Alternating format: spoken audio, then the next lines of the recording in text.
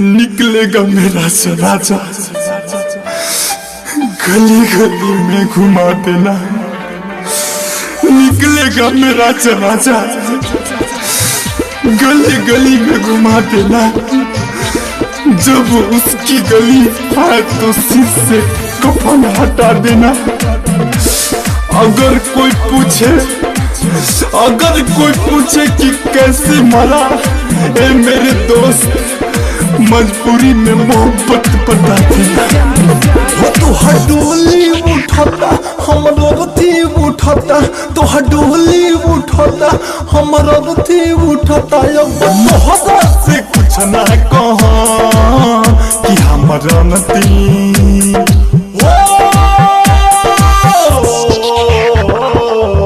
कि हमारे अंतिम विदाई में है जान। मुस्कुरा के तू कर दहा, हमारे अंतिम विदाई में है जान। मुस्कुरा के तू कर दहा। उनसे बिछड़े तो मालूम मौत क्या चीज है। जिंदगी वो थी जो हम उनकी महफिल में गुजार रहे। तो हरिला जियम तो हरिला मरम, मथवा पर हाथ धके खैलू कसम। तो हरिला जियम तो हरिला मरम, मथवा पर हाथ धके खैलू कसम। नाम लिखी के दिल पे सनम, तोड़ दिलू लिखल का कलम। नाम लिखी के दिल पे सनम, हथौड़ी दिलू लिखल का कलम। अब तोहरा के तंग ना करम कि हमारी अंतिम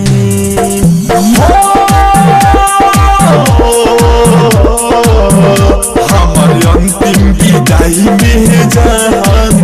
मुस्कुरा के तू कर दहा। प्यार क्या होता है अगर मुझे मालूम होता तो प्यार मैं कभी नहीं करता प्यार कभी नहीं करता। मोरा जिंदगी में आके खूब सपना देखा के हम छीन ले लू जान बिना माहौर खिया के। मोरा जिंदगी में आके खूब सपना देखा के हम छीन ले लू जान बिना माहौर खिया के। सैल सहना ही पायल सितम, जान संजय के भइल खतम। सैल सहना ही पायल सितम, जानू के भइल खतम।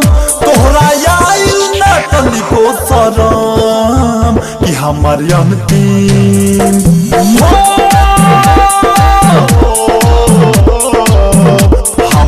अंतिम विदाई में जान।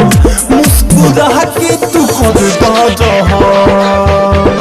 तो हडोली उठाता हमारा रथी उठाता, तो हडोली उठाता हमारा रथी उठाता। अब मोहब्बत से कुछ ना कहा कि हमारा नती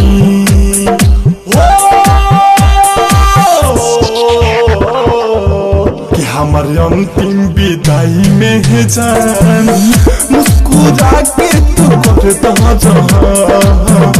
हमारे अंतिम विदाई में है जान।